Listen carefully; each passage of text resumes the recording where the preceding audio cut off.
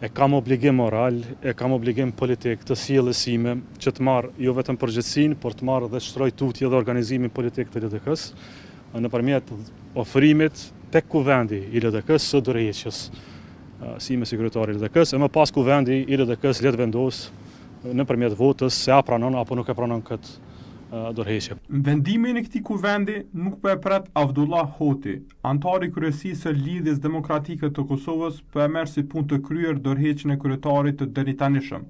Ish kryeministri i Kosovës e shpalli këtë diel kandidaturën për postin që po konsiderojmë vakant, e për të cilën me 31 janar mblidhen 355 delegatët e kësaj partie. Ambicjet e tilla po konsiderohen legjitime nga bashkëpartiak të Hotit, megjithatë theksojnë se ky është një proces tjetër që derivon nga vota pro apo kundër Abdigjikut. Antari i kryesisë së LDK-s Berat Rukiqi, duke shprehur mbështetjen ndaj Abdigjikut, thot për Kosova Press se është luks i madh ndryshimi i kryetarëve. Sipas tij, nëse kuvendi vendos ndryshe, atëherë hapet gara dhe mund të paraqiten edhe kandidatura të tjera krahas Hotit për kryetar të LDK-s. Nuk jam unë në pozicionin e komentimit të kandidaturave të tjera. Do të jap mendimet e mia në kuvend sa i përket të ardhmes të Lidhjes Demokratike të Kosovës.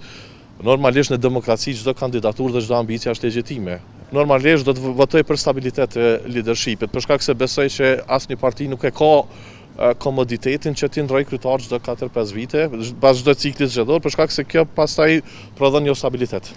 Ndryshe nga Rukiqi, ish zyrtari i LDK Sadri Ferrati adreson pakënaqësi me mungesën e një analize të thellë para mbajtjes së kuvendit, për çka paralajmëron edhe të papritura. Konventa din me dhënë rezultat, po ganjëherë din me kriju edhe pak a shumë tensione, pastaj pakënaqësi dhe nuk është asaj çuditshme që do dalim të ndarë. Në anën tjetër, analisti politik Adrian Zeqiri thot për Kosova Press se kriza në LDK nuk lidhet vetëm me emrat të kryetarëve të mëndshëm, por me ndryshimin rrënjësor të partisë. Sipas tij, duhet të bëhet një rithemelim komplet për ta tejkaluar trashëgiminë e LDK-s së viteve 90.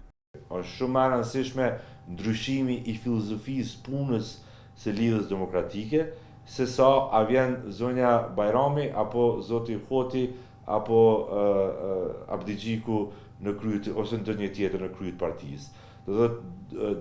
Duhet kalohet prej një filozofie politike që ka trashëguar Lidhja Demokratike me njerëz të cilët vinë përtej këtij grupit njerëzve të cilët në një mënyrë apo tjetër kanë udhëhequr Lidhjen Demokratike në 10 vitet e fundit. Nëse edhe Lidhja Demokratike pëson edhe një thyrje, një ndarje të madhe, atëherë jemi të folë për do të thotë vjet në pikpyetje ekzistenca e saj si parti politike. Pas shpalljes së kandidaturës së Hotit, Abdigjiku e bëri të ditur ftesën që ua ka bërë delegatëve për kuvendin, ndërsa tha se kjo parti nuk friksohet nga antarësia e vet, as nga vota e as nga gara. Sipas tij, vendimet i ka marrë gjithmonë në kuvend mes njerëzve të vet, hapur, me debat, pa frikë dhe në fund me shumicë. Kjo situatë në LDK rrjedh si pasojë e rezultatit të dobët në zgjedhjet e 28 dhjetorit, ku kjo parti ka shënuar rezultatin e dytë më të dobët në histori me vetëm 13.24% të votave.